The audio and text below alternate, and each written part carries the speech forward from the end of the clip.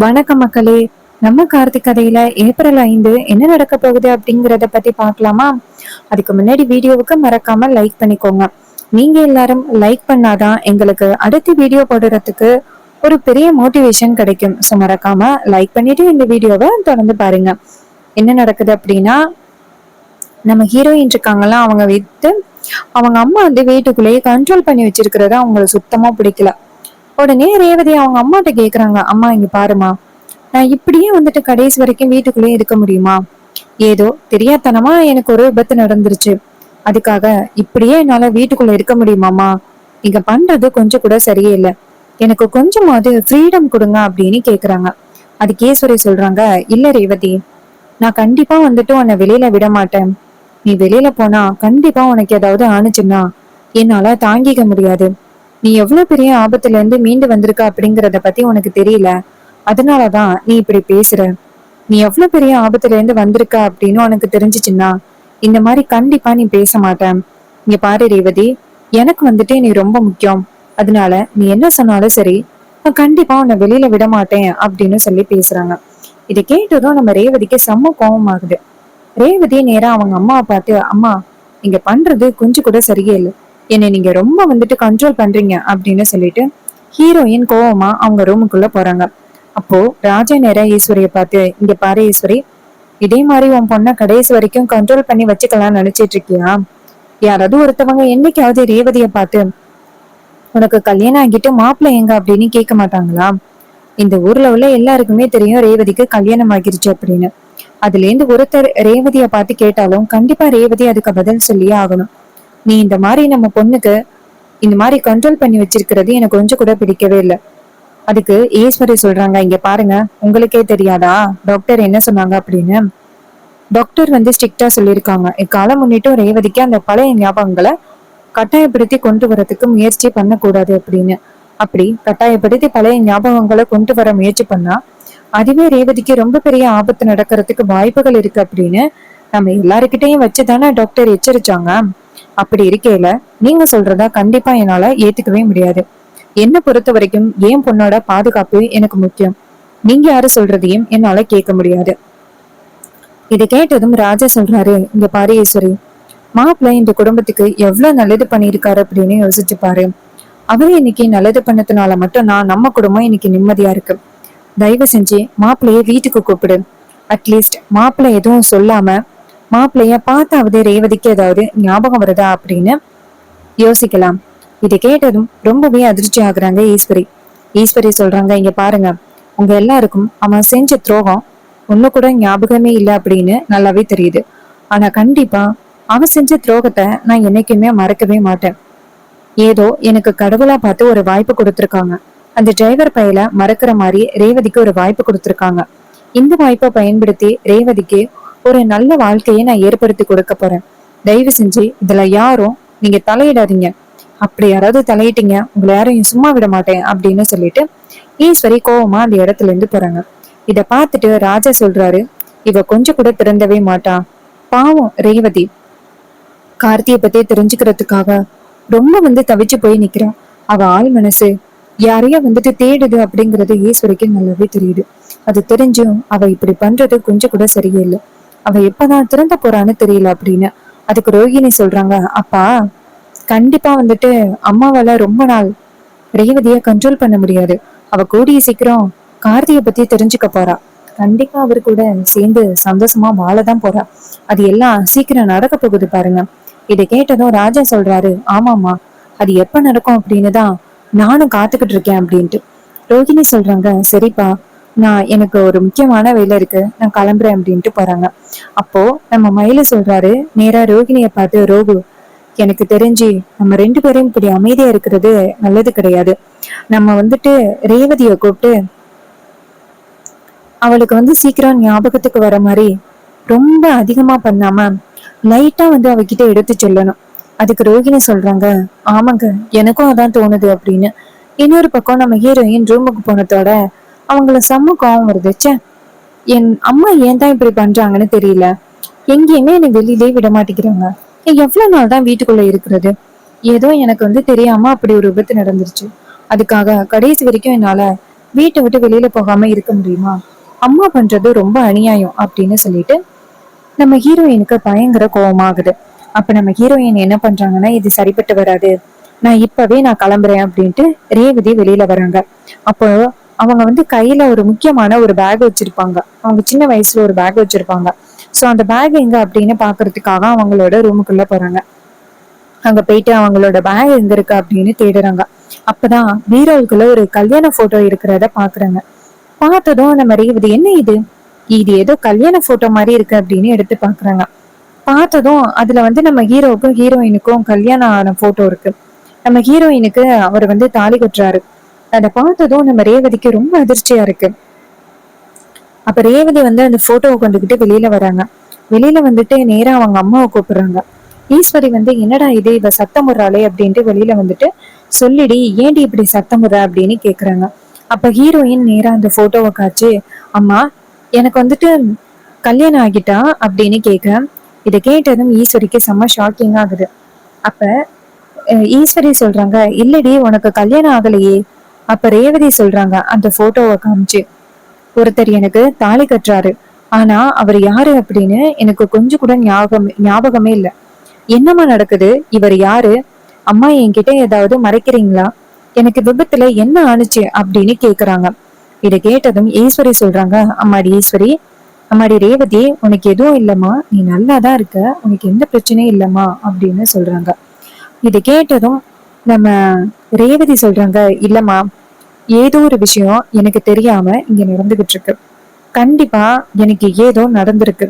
அது எல்லாத்தையுமே என்கிட்ட சொல்ல மாட்டேங்கிறீங்க. அம்மா தயவு செஞ்சு சொல்லுங்க, இந்த போட்டோவுல இருக்கிறவரு யாரு, இவரு எனக்கு தாலி கட்டுறாரு அப்படின்னா கண்டிப்பா இவரு என்னோட ஹஸ்பண்டா இருக்கணும். இவரு என் கழுத்துல தாலி கட்டி இருக்காரு, ஆனா என் கழுத்துல தாலிய காணும். அம்மா தயவு செஞ்சு சொல்லுங்க, இவர் யாரு அப்படின்னு சொல்லிட்டு கேக்குறாங்க. இது எல்லாம் கேட்டதும் நம்ம ராஜா சொல்றாரு ஈஸ்வரிய பார்த்து, ஈஸ்வரி, உன் பொண்ணு உன்கிட்ட தானே செய்தி கேக்குறா, அவகிட்ட சொல்லு, மாப்பிள்ள யாருன்னு சொல்லு. இதை கேட்டதும் ஈஸ்வரி சொல்றாங்க, தயவு செஞ்சு இந்த விஷயத்துல யாரும் தலையிடாதீங்க அப்படின்னு. இதை கேட்டதும் அவரு சொல்றாரு, என்னது தலையிடாதையா, உன் பொண்ணு தனக்கு கல்யாணம் ஆன விஷயத்த தெரிஞ்சுக்கிட்டு தனக்கு என்ன ஆச்சு அப்படின்னு கேக்குறா, ஆனா நீ இந்த விஷயத்துல தலையிடக்கூடாது அப்படின்னு சொல்ற. இங்க பாரு ஈஸ்வரி, இன்னும் கொஞ்ச நேரத்துல நம்ம பொண்ணுக்கு நீ பதில் சொல்லியே ஆகணும், அவளுக்கு பதில் சொல்லு அப்படின்னு சொன்னதும் இதை கேட்டதும் நம்ம ஈஸ்வரி சொல்றாங்க, அம்மா அப்பா ஏதோ என்கிட்ட நீ உண்மையை மறைக்கிறதா சொல்றாரு. அப்படி நீ எந்த உண்மையை என்கிட்ட மறைச்சுக்கிட்டு இருக்க, சொல்லுமா அப்படின்னு சொல்லி கேக்குறாங்க. இது கேட்டதும் ஈஸ்வரி வந்துட்டு அமைதியா இருக்காங்க. அப்ப நம்ம மயிலு சொல்றாரு, ரேவதி, அந்த விஷயத்த பத்தி நாங்க சொல்றோம். உனக்கு கல்யாணம் ஆகிருச்சு ரேவதி. உனக்கு கொஞ்ச நாளைக்கு முன்னாடி ஒரு விபத்து நடந்துச்சு. அந்த விபத்துல உனக்கு பழைய ஞாபகங்கள் எல்லாமே போயிருச்சு. சகலைய சுத்தமா மறந்துட்டேன். கடைசி 3 வருஷத்துல நடந்த எல்லா விஷயங்களையும் நீ மறந்துட்டதா டாக்டர் சொன்னாங்க. அது எல்லாத்தையுமே கேட்டதோட எங்க எல்லாருக்குமே ரொம்ப அதிர்ச்சியா இருந்துச்சு. நீ எப்படியாவது சகலைய பார்த்து ஞாபகத்துக்கு கொண்டு வந்துருவ அப்படின்னு நினைச்சோம். ஆனா சகலைய பார்த்தோம், உனக்கு எந்தவித ஞாபகமும் இல்ல. அத்தைக்கு சகலைய பார்த்தா கொஞ்சம் கூட இந்த சூழ்நிலைய பயன்படுத்தி அத்தை வந்துட்டு சகலைய வீட்டுக்குள்ளேயே வரக்கூடாது அப்படின்னு சொல்லிட்டாங்க. இதை கேட்டதும் ரொம்பவே அதிர்ச்சி ஆகுறாங்க ரேவதி. அவங்க அம்மாவை பார்த்து, அம்மா எப்படிங்க உங்களுக்கு இப்படி மனசாட்சியே இல்லாம நடந்துக்க முடியுது, நான் அவர் மேல அவ்வளவு பிரியமா இருந்திருக்கேன், அவரும் என் மேல அவ்வளவு பாசத்தோடும் பிரியத்தோடையும் இருந்திருக்காரு. ஆனா நீங்க இந்த 2 பேரையுமே பிரிக்கிறதுக்காக இப்படி பண்ணிருக்கீங்க. கொஞ்சம் கூட மனசாட்சி இல்லாம ஏமா இப்படி பண்ணீங்க அப்படின்னு சொல்லிட்டு கேக்குறாங்க. இதை கேட்டதும் ஈஸ்வரி சொல்றாங்க, இங்க பாரு ரேவதி, தயவு செஞ்சு இந்த விஷயத்துல நீ தலையிடாத. உனக்கு அவனை பத்தி எதுவுமே தெரியாது. உனக்கு பழைய ஞாபகங்கள் எல்லாமே மறந்து போயிருச்சு. அதனால நீ வந்து இப்படி பேசிக்கிட்டு இருக்க. நீ தயவு செஞ்சு சொல்றது கேளு. அந்த டிரைவர் பையல நம்பாத. அவன் கண்டிப்பா நல்லவன் கிடையாது. அவனால இந்த குடும்பத்துக்கு நிறைய பிரச்சனைகள் தான் வரும். இதை கேட்டதும் ரேவதி சொல்றாங்க, அம்மா நீங்க சொல்றத என்னால கொஞ்சம் கூட நம்பவே முடியல. கண்டிப்பா வந்துட்டு அவரால எனக்கு எந்தவித ஆபத்தும் வராது. நீங்க தான் வந்துட்டு இப்படி சொல்றீங்க. அவரு என் மேல அவ்வளவு பாசத்தோட இருந்திருக்காரு. எனக்கு நல்லது நடக்கணும் அப்படின்னு ஆசைப்பட்டிருக்காரு. அம்மா அவரு எனக்கு பக்க பலமா இருந்திருக்காரு. ஆனா நீங்க அவரை என்கிட்ட இருந்து பிரிச்சிருக்கீங்க அப்படின்னு நேரா அவங்க அம்மாவை பார்த்து பேசுறாங்க. அப்போ மயிலு கிட்ட பார்த்து ரேவதி கேக்குறாங்க, இங்க பாருங்க, அவர் எங்க இருக்காரு அப்படின்னு உங்களுக்கு தெரியுமா? அவரோட பேர் என்னன்னு தெரியுமா? அவர் இப்ப எங்க இருக்காரு அப்படின்னு. அப்ப மயிலு சொல்றாரு, ரேவதி, நான் உன்னை அவர்கிட்ட கூட்டிட்டு போறேன். அவரு பேரு யாரும் இல்ல, கார்த்தி. நீ கூட ரொம்ப நாளா கார்த்திய பார்க்கணும் அப்படின்னு ஆசைப்பட்டுக்கிட்டு இருந்தியே, அந்த கார்த்தி தான் அவரு. இதை கேட்டதும் ரேவதி ரொம்ப சந்தோஷப்படுறாங்க. அப்படியா?